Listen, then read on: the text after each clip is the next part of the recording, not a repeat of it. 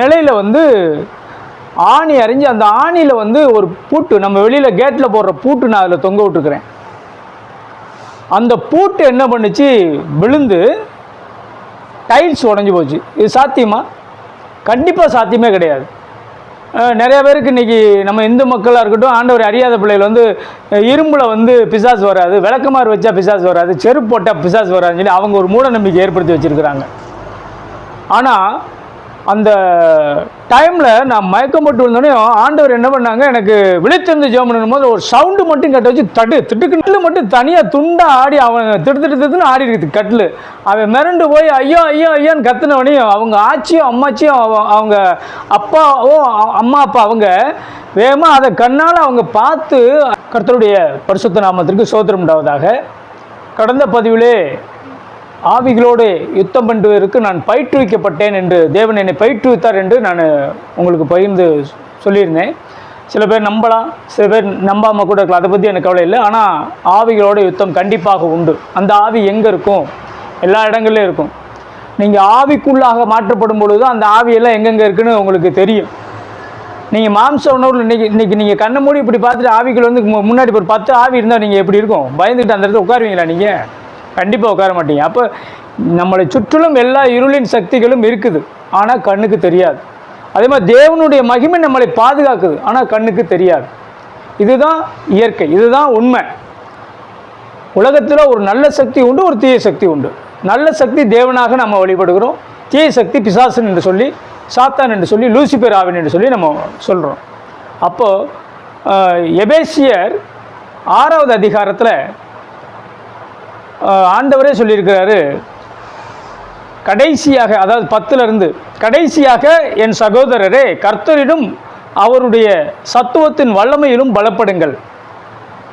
நீங்கள் பிசாசின் தந்திரங்களோடு எதிர்த்து நிற்க திராணியுள்ளவர்களாகும்படி தேவனுடைய சர்வாயுத வர்க்கத்தையும் தரித்து கொள்ளுங்கள். ஏனெனில் மாம்சத்தோடும் இரத்தத்தோடும் அல்ல,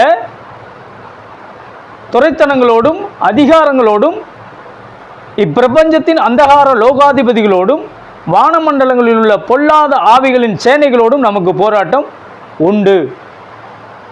வானமண்டலத்தின் பொல்லாத ஆவிகளோட சேனைகளோட போராட்டம் உண்டு. இந்த மற்ற ஆவிகள் எல்லாம் எப்படி இருக்குன்னு எனக்கு தெரியாது. அது ஒவ்வொரு காரியங்களை நமக்கு தெரியும், வர வர அதுக்கப்புறம் தான் என்னென்னு தெரியும். ஆனால் இந்த வானமண்டலத்தின் பொல்லாத ஆவிகள்ன்றதை நான் அன்னைக்கு மறுநாள் இரவு அதே போல் தேவனோடு கூட ஜெபித்து கொண்டு அவரும் என்னோட பேசிக்கிட்டே இருந்த காரியங்கள் இருக்கும் போதில் நான் உண்ட மயக்கம் தொண்டனு கொண்டணும். அதுக்கு முன்னாடி சாப்பிடாமலாம் இருக்கிறப்பெல்லாம் எனக்கு தூக்கம் இல்லை. அந்த டீ தண்ணி மட்டும் குடிச்சிருக்கோம். அந்த ஒரு நேரம் சாப்பிட என்ன ஆச்சுன்னா அசத்த ஆரம்பிச்சிது. அவ்வளோ நாள் நம்ம அந்த இரவும் பகலும் விழித்திருந்த காரியம் அசத்த ஆரம்பிக்குது. அப்படியே சொக்கி சொக்கி விழுகிறேன். ஆண்டவர் விழித்திருந்து ஜெபம் பண்ணு, பிசாசின் தந்திரங்களோடு எதிர்த்து போராட வேண்டும், விழித்திருந்து ஜெபம் பண்ணுங்கிறாரு. எனக்கு முடியல, அப்படியே சொக்கி போய் பட்டுன்னு விழுந்துட்டேன், தூங்கிட்டேன். ஒரு செகண்ட் தூங்கிட்டேன். தூங்கினதான் தெரியும் பார்த்துங்க, டம்முன்னு ஒரு இதுதான் கதவுன்னா, கதவுக்கு பின்னாடி நிலையில் வந்து ஆணி அரைஞ்சி அந்த ஆணியில் வந்து ஒரு பூட்டு, நம்ம வெளியில் கேட்டில் போடுற பூட்டு நான் அதில் தொங்க விட்டுருக்குறேன். அந்த பூட்டு என்ன பண்ணுச்சு, விழுந்து டைல்ஸ் உடஞ்சி போச்சு. இது சாத்தியமா? கண்டிப்பாக சாத்தியமே கிடையாது.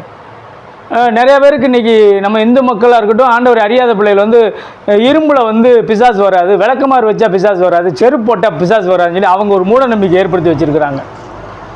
ஆனால் அந்த டைமில் நான் மயக்கம் போட்டு வந்தோடனே ஆண்டவர் என்ன பண்ணாங்க, எனக்கு விழித்திருந்து ஜெபம் பண்ணும் போது ஒரு சவுண்டு மட்டும் கட்ட வச்சு திட்டுக்குன்னு எந்திரிச்சிட்டேன். எந்திரிச்சு பார்க்குறேன், ஆண்டோடைய ப்ரெசன்ஸ் இருக்குது, ஆண்டவர் உட்காந்துருக்கு தெரியுது. அவருடைய வாயிலிருந்து வார்த்தை மட்டன்னு என்னமோ போச்சு, ஒரு கட்டளையிட்ட மாதிரி போச்சு. அந்த இடத்துல நம்ம வந்து ஒன்றுமே பண்ண முடியல. ஆனால் ஆண்டவருடைய வாயிலிருந்து மடமடன்னு ஒரு வார்த்தை மட்டும் போச்சு, கட்டளை மட்டும் பெறப்பட்டது. நான் அப்போ கண்ணை மூடி பார்க்குறேன், இப்படி இருக்குது, இப்படி ஒரு மகிமை வந்து இப்படி மூடி இருக்கு. இந்த மகிமைக்கு மேலே ஃபுல்லாக அங்கிட்டிருந்து பிசாசு போராட்டம் ஈட்டி கம்பு வச்சுருக்க மாதிரி அப்படி வந்துக்கிட்டு இருக்கு. ஒரு ரெக்கையோட விரிச்ச ஒரு பிசாசு ஒன்று பலத்தா நிற்குது, இப்படி நிற்குது. ஆனால் தேவன் இந்த கூடாரம் மாதிரி இருக்குல்ல, இதுக்குள்ளே தான் நான் இருக்கிறேன், தேவன் இருக்கிறோம், அந்த ப்ரெசன்ஸ் மகிமையெல்லாம் இருக்குது, என்னுடைய மனைவி அங்கிட்டு இருக்கிறாங்க. ஆனால் அந்த மகிமைக்குள்ளே இருக்கிற எனக்கு அவருடைய வாயிலிருந்து புறப்பட்ட கட்டளை இந்த மாதிரி நின்ன சாத்தான்களை மட்டன்னு இவருடைய அருகாமையில் இருந்த பக்கத்தில் இருந்த எங்கேருந்து தூதர்கள் போனாங்கங்க. சதக்குன்னு ஒன்னொன்னையும் வெட்டி வீழ்த்துறதெல்லாம் தெரியுது. ஏன்னா அந்த வலுவாக ஒன்று வந்துச்சு பார்த்தீங்களா, அது முட்டி தான் என்ன பண்ணியிருக்கு, அந்த பூட்டு விழுந்திருக்கு. இல்லைன்னா நான் செத்தேன் அன்னைக்கு. ஏற்கனவே 21 பிசாசை போய் வேட்ட சொல்லும்போது அதோட கோபம் அங்கே அதனுடைய அத்தனை சேனைகளும் நின்றுது. அப்போ தான் எனக்கு புரிஞ்சு, நம்ம எப்போ விழித்திருந்து ஜெபம் பண்ணணுன்றது இதுக்கு தான் ஆண்டவர் சொல்கிறாரு. ஏன்னா 1 பேதுரு 5:8 பிசாசு எவனை விழுங்கலாமோ என்று வகை தேடி சுற்றி தெரிஞ்சுக்கிறான். இந்த இடங்கள் முழுவதும் சுற்றி தெரிஞ்சுக்கிட்டு இருக்கிறான். யோபு 1:9 பூமி எங்கும் சுற்றி உலாவி தெரிஞ்சு கொண்டிருக்கிறான்னு பைபிளில் போட்டுருக்கு. அப்போ சாத்தானுடைய வேலையை எவனே விழுங்கலாமோ, எவனோ ஒன்றுமில்லாமல் பண்ணணுமோ அதுதான் சுற்றிக்கிறது. அது என்ன உண்மையாகவே ஆவின்னு இருக்குங்களா? இவ்வளோ ஆவி சொல்கிறீங்க, இப்படியெல்லாம் இருக்குன்னா, நான் இது ஆவிகள் உண்டுன்னு எனக்கு தெரியும். இப்படியெல்லாம் நான் பிரத்யட்சமாக முதல்ல ஆனால் பார்த்ததில்லை. ஆனால் இந்த ஆவி இருக்கிற ஒரு வீட்டில் நான் ஒரு கம்பெனி வச்சு நடத்தினேன், பேக்கிங் கிளிப் கம்பெனி வச்சு நாங்கள் 3 பேர் சேர்ந்து நடத்தினோம். அப்போ ஆவிகள் உண்டுன்றது அங்கேயே எனக்கு தெரியும். ரட்சிப்புக்கு முன்னாடி ஆண்டவர் இயேசு கிறிஸ்து ஏற்றுவதற்கு முன்னாடியே ஒரு ஆவிகள் குடியிருந்த வீட்டில் நாங்கள் தங்கியிருந்தோம். அங்கே தொழிலே பண்ண முடியல, 1 வாரம் அங்கே இருந்தோம். அப்போது அந்த ஆவிகள் நிறைந்த அந்த வீட்டில் நான் தங்கியிருந்துக்கோம். பைபிளில் ஒரு வார்த்தை இருக்குது, பெயல்செபூல் என்கிற ஆவியை கொண்டு நீ பிசாசுகளை துரத்துகிறாய் என்று இயேசு கிறிஸ்துவே என்ன சொன்னாங்க, பரிசேயர்களும் சதிசேயரும் சொன்னாங்க. பெயல்செபூல் என்னன்னா பிசாசுகளின் தலைவன் அர்த்தம். நம்ம கர்த்தரை சேனைகளின் தலைவன் அப்படின்னு சொல்கிறோம், சேனைகளின் கர்த்தாவே அப்படின்னு சொல்கிறோம். அப்போது அதே மாதிரி பிசாசுக்கெல்லாம் ஒரு தலைவன் பெயல்செபூல்னு ஒரு ஆவி இருக்குது. இது மாதிரி ஒவ்வொரு கூட்டமாக எப்படி நமக்கு ஒரு அரசாங்க அமைப்பில் ஒருத்தருக்கு கீழே பதவி இருக்கும், அந்த மாதிரி அதில் இருக்குது. அது நமக்கு தேவையில்லை, அது நம்ம பற்றி பார்க்க வேண்டாம். ஆனால் ஒரு ஆவி இருந்த வீட்டில் நான் இருந்தோம். அப்போது இரும்புல ஆவி வருமானது அங்கே எனக்கு நாங்கள் வச்சுருந்தது பேக்கிங் கிளிப் கம்பெனி. அங்கே 4-5 பேர் நைட்டு தங்கியிருப்போம். அங்கே தூங்க முடியாது, ஏதாவது ஒரு சவுண்டு இருக்கும், ஏதாவது ஒரு பிரச்சனை இருந்துக்கிட்டே இருக்கும். அப்போ எனக்கு தெரிந்த ஒரு மந்திரவாதம் தெரிஞ்ச ஒரு சகோதரன், அவன் ஒரு ஆவியை இன்னொருத்தருக்குள்ளே இறக்கி இந்த இடத்துல என்ன நடக்குன்றதை கண்டுபிடிக்கிறதுக்கு உண்டான பவர் அவன்கிட்ட வச்சுருந்தாங்க. அப்போ நானும் அந்த இடத்துல இருக்கிறேன், எவனுமே போகாத அந்த ரூமுக்குள்ளே நான் போய் சூடம் பொறுத்திட்டு பற்றி கொடுத்துட்டு நான் சைட்டுக்கு வருவேன். போகாதையாம்மாங்க, போட வேலையை பார்த்துட்டு நான் சைட்டு போயிருக்கிறேன்.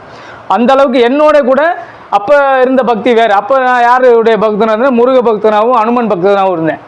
அப்போ அதெல்லாம் என்னை பாதுகாத்துக்கணும்னு சொல்லிட்டு அப்படி உள்ளே போயிட்டு வருவேன். அப்போது இவன் அந்த ஆவியை கொண்டு இறக்கி ஒருத்தர் மீடியேட்டராக வச்சு அவன்கிட்ட பேசும் போதில் உள்ள 6-7 ஆவி இருந்ததுங்க. ஒன்று படிப்பு வீடுலேருந்து எந்திரிச்சு வந்துச்சு, உள் ரூமில் இருந்து மச்சு ரூம்லேருந்து வந்துச்சு, ஒரு நடு ரூமில் வந்துச்சு, அப்புறம் உட்கார்ந்துருக்க இடத்துலேருந்து 2 ஆவி எந்திரிச்சு வந்துச்சு. இப்படி பல ஆவிகள் உள்ள எப்படியெல்லாம் அந்த வீட்டுக்குள்ளே அவங்க இறந்தாங்கன்றதை பகிரங்கப்படுத்தி சொல்லிச்சு. ஆனால் அது வெளியில் உள்ளவங்களுக்கு மற்றவங்களுக்கெல்லாம் தெரியுது, எங்களுக்கு தெரியாது. ஆனால் ஒரு சில காரியங்கள் அவங்களுக்கே தெரியாததெல்லாம் அங்கே ஆவிகள் நான் என் மூலியமாக அப்படி இந்த மாதிரி இறந்தேன்னெல்லாம் சொல்லிச்சு. ஏன் இதை நான் சொல்ல வரேன்னா, அப்போ ஒரு சாமியாடி என்ன பண்ணாங்க, எனக்கு முன்னாடி அப்படியே ஆடி நான் அவனை காத்துக்கிட்டேன்னு பின்னாடி போய் விழுந்துருச்சு. அது போய் விழுந்துருச்சு. காத்துக்கிட்டேன்னா நீ இங்கேருந்து போயிருன்ட்டு போயிடுச்சு என்னைய. நான் எதுக்கு போகணும், காத்துக்கிட்டேன்னு சொல்கிறது அதில் காத்துக்கணும், அங்கே இருக்கிறது நான் எதுக்கு போகணும், அங்கே மற்ற ஆவிகள்லாம் அதில் விரட்டி இருக்கணும். ஆனால் அதை செய்யலை. ஆனால் வேறு வழி இல்லாமல் கூட இருக்கவனுங்கள்லாம் பயந்து போயிட்டாங்கன்றக்காக என்ன பண்ணிட்டேன், சரி காலி பண்ணிடுவோம்டான்னு சொல்லி எல்லாத்தையும் அவங்கவுங்க வீட்டில் கொஞ்சம் போட்டு வச்சுக்கடான்னு சொல்லி, எங்கள் வீடு கொஞ்சம் நேரம் பொருள் போட இடம் இல்லை. அப்போ அந்த ஒரு பையனுடைய வீட்டில் அந்த ஜாமான், அந்த பேக்கிங் கிளிப், அந்த இரும்பு இதெல்லாம் போட்டு அவன் கட்டில் போய் உள் ரூமில் படுத்துருந்துருக்கிறான். நான் எங்கள் வீட்டுக்கு போயிட்டேன், மற்ற எல்லாருமே அவங்கவுங்க வீட்டுக்கு போயிட்டாங்க. ஆனால் அந்த நாள் இரவு அந்த பொருளோடு அந்த ஆவி போய் கட்டில் மட்டும் தனியாக துண்டா ஆடி அவன் திடுத்துன்னு ஆடி இருக்குது கட்டில். அவன் மிரண்டு போய் ஐயோன்னு கத்துனவனையும் அவங்க ஆச்சியும் அம்மாச்சியும் அவங்க அப்பாவும் அம்மா அப்பா அவங்க வேகமாக அதை கண்ணால் அவங்க பார்த்து ஐயோ இப்படி ஆயிடுச்சுன்னு சொல்லி அவங்க வேகமாக பூஜை ரூமில் இருந்த திருநீரை கொண்டு போட்டு அந்த பையனுக்கு திருநீரை பூசினோடனே அந்த கட்டிலுக்கு கீழே விழுந்துருக்கு. இது உண்மையாக நடந்த சம்பவம். அந்த பையன் இன்னைக்கு இருக்கிறாங்க, மெட்ராஸில் தான் இருக்காங்க. அந்த எந்த ஆவி கொண்டு ஒரு பையன்கிட்ட பேசணும், அந்த பையன் இன்றைக்கி விருதுநகர்லே இருக்கிறான். எனக்கு அவங்க கூட அந்த அனுபவம் கிடைச்சது. ஆனால் இப்படியெல்லாம் இருக்குதுன்றது தெரியும். ஆனால் ஆண்டவரோடு இருக்கும் பொழுது தான் அவைகளை மேற்கொள்வதற்கு உண்டான அந்த பரிசுத்தாவினுடைய வல்லமையும் பிசாசுகளை எதிர்த்து மேற்கொள்ளக்கூடியதான வல்லமையும் எனக்கு அப்போ தான் எனக்கு ஆண்டவர் கொடுத்தாரு. அப்போது அன்னைக்கு நாங்கள் குடியிருந்த அந்த வீட்டில் அந்த பூட்டு உடஞ்சி, அந்த டைல்ஸ் உடஞ்சி போச்சு. அப்போ நாங்கள் 2 பேர் தான் உள்ளே இருக்கிறோம், ஆண்டவர் கூட இருக்கிறார். வெளியில் கேட்டு பூட்டி இருக்குது, ரூம் பூட்டி இருக்குது, எல்லாம் பூட்டி இருக்குது. அங்கே என்ன அப்புறம் எப்படி அந்த பூட்டு விழுந்துச்சு? பள்ளி கிடையாது, எந்த பள்ளி வீட்டுக்குள்ளே கிடையாது. அவள் எப்படி விழுந்துச்சு? பிசாசனுடைய அந்த காரியம். நான் திக்குன்னு அதில் தான் பயந்து எந்திரிச்சேன். விழித்திருந்து ஜெபம் பண்ணு, எப்போதும் விழித்திருந்து ஜெபம் பண்ணு. அக்கா தூங்கவே கூடாது, அப்படியே உட்காந்துருக்கணுமான்லாம் கிடையாது. ஆவியில் நம்ம விழிச்சிருக்கணும், சோர்ந்து போகக்கூடாது. ஏன்னா நம்ம வந்து ஒரு யுத்தம் பண்ணோம்னா பதிருக்கு என்ன செய்யும்? பிசாசு நம்ம கூட யுத்தம் பண்ண வரும். அதுக்கு ஆயத்தமாக நம்ம ரெடியாக இருக்கணும், அதை முடிச்சு கட்டுறதுக்கு ரெடியாக இருக்கணும். ஆண்டோடைய வல்லமை நம்ம கூடயே இருக்கணும். நம்ம எப்படா தேவனை விட்டு விலகுவோம், எப்படா தேவனை விட்டு பின்வாங்குவோம்னு அதை எதிர்பார்த்துக்கிட்டே இருக்கும். அதே மாதிரி எனக்கும் சில நேரங்கள் நடந்தது.